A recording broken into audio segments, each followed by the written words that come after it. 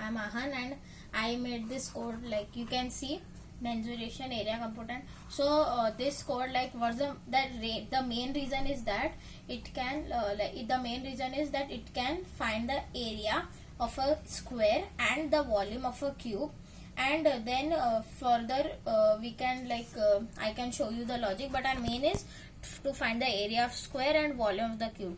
So now I'll show you how to work. So in the mensuration is the main one, because you can see the arrows which are linked. So mensuration, if you do a right click, your void main comes. Now you can see the screen. So please enter 1 for square. Now you would have doubt if not 1. So I will click 4. You can see it at the bottom 4. Now I am gonna enter. See, it told 4 is invalid choice. So I'm gonna close this. I'm gonna again do and 1. Okay, I press 1 and do enter. Now it's asking me if I want only area, I will press 1. If only volume 2, if both, then 3. Now I'll put another one 5. It's not there. See, invalid choice. So again close, void main. So 1. Now I want to do both. So I'll press 3, then enter. Now please enter side of square. So the side of the square I'll give as 4. So the expected answer is 8. As this is both 1, so area will be 16 and the volume will be 64. See, area of square 16, area of cube 64. Now I'll also show all the other one. Now see, like 1, enter. Now I want only area 1, and now I'll put value 3. Now see, 3 3s are 9, so area form. Now I'll do volume. Now I'll do only volume. I press 2 for only volume. Now let me do it 2. So expected answer is 8. So 8. So this was like the this was the product of what they did. So let's now see the main logic. We right click it 2 times and it opens. So this is the whole code. Okay, so this is the whole code. So in this we first see, so here is public class mensuration. So like my class name is mensuration, and this is the method public static void main. Main is the normal method, it will be default. Now this system.println. So this is scanner class. So this whole which I've highlighted in blue helps me to input. Now you can see here there is one. Now you can see here there is also. Now here also. So this one is actually used for input data, and to use this scanner class I use another code, input java.util.scanner. So this is like main. So from there this class comes, scanner class. So like scanner class, so when the if it is, see, now here is 1 for square. Now I have put a if else condition. Now there can be 2 possibilities. Either the user puts 1 or puts any other number. So if choice double equal to signifies that it is like mathematical equal to. So if choice is equal to 1, then further, but now at the end you can see else system.out.println invalid choice. Now you can see I put 5 value in the starting or some value instead of 1 and told invalid choice. So now if else is clear. Now if choice, so if the user puts 1, another I told you that's scanner class. So again I put that input. Okay. Now if so I have put that. So actually I had a code earlier which would defaultly display area and volume together. Then I thought if the user wants only area, then they should, if only area, only volume or both, they should be 3 separate codes. So if I do if choice double equal to 1, and this choice and this choice is different, because this choice is of this one for the square and this choice is for another. So this should be different. Double equal to, I told what is, and 1. So as you can see inside, so this is also for end. So this is also for input only. Now see, you can see area compute, area calc is new. So actually so I have actually modularized. So in my that the whole code is here, the input, output, all it is in this main code only, but the calculation is separate. Now if you can see, area compute, area calc is equal to new. So what this statement means I am creating a new object of the class area compute, and I am naming it as area calc, and the data type is area compute.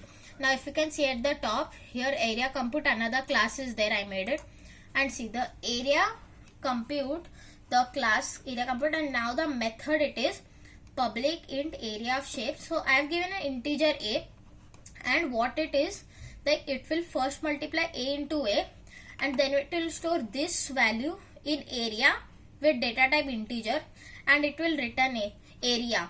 So what this return area actually means is that this area will get returned from where it came. Means it came from actually this area calc. So it came from here, and now another, see, area calc is there. So area calc, I made the object, but I made the object so that I can access that class.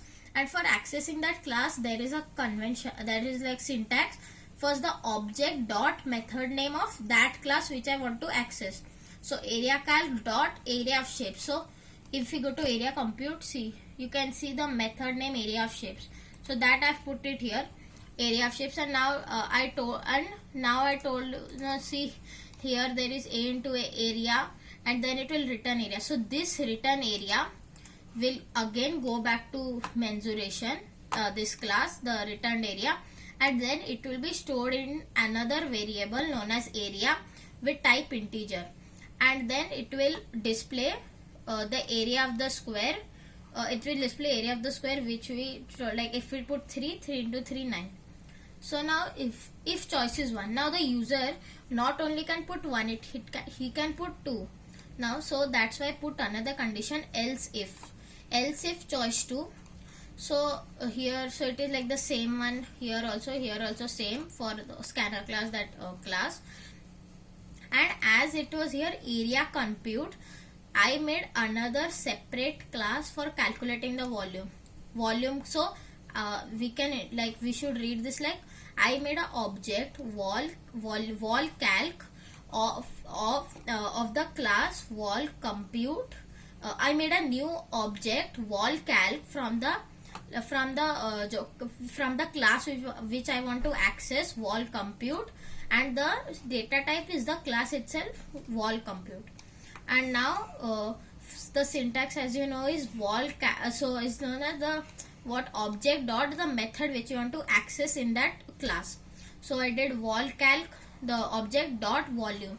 Now if you can see here, wall compute, like the class, if you do wall compute, see, so here public class wall compute extends area compute. So extends area compute means that it has inherited what the logic is in area compute. Now you can see area compute logic is what, a into a, and area of shape is there, a into a will be assigned to area. So in wall compute also, it inherits. So here in this I made another object in this. Object 1 is equal to new wall compute, this class. Actually what are like, if we do not inherit area compute, what we would do, I made a object 1 is equal to new area compute, as we made in mensuration here.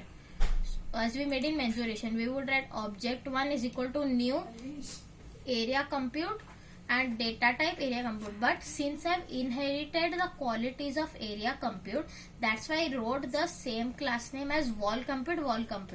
And then as you know, object ob1 dot method name, which is the area of shapes from area compute. You can see area of shapes from area compute, okay, and a variable which will be stored as a. And so when I do access this, so this code will automatically go to area compute. It will process the area and will return the area from where it came. So the area will come here and it will be stored in another variable called area, int area, and the data type is int. And now the area which it got from area compute, this after calculating area, it will do into a. So a is nothing but the value at the starting, like at the starting which we put the put the side of the like square which you want to calculate came now. So that only A is that, and area into it will calculate and store it in another like variable which is known as wall, and data type integer. It will return wall, where it will return to here. Here you can see int wall. So what it was returned, it will stored in wall as integer, and that is system.out. It will display the volume of the square as required. Now if the user wants not two different, but the user wants that I want the both in same, so another else if choice is double equal to 3.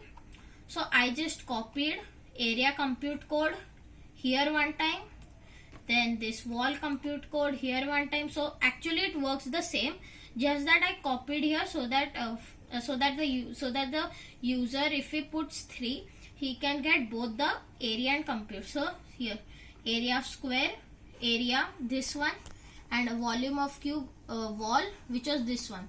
And now if the user puts anything that the n1 2 3, here another else condition I put invalid, just like I put 4 in that or some choice and it chose invalid, and here the and here actually it ends.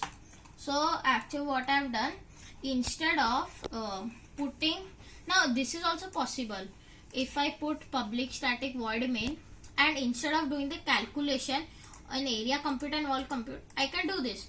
I can do this like instead of going to area compute and there, I can directly do, if what we got multiplied with the same, you will get the area and then display area, and then what you get the volume.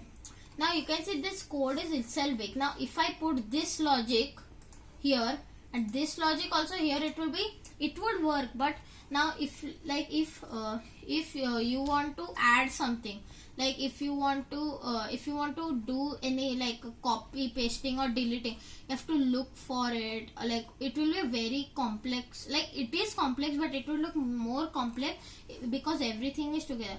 Now in my experience, I made only choice 1 and choice 2,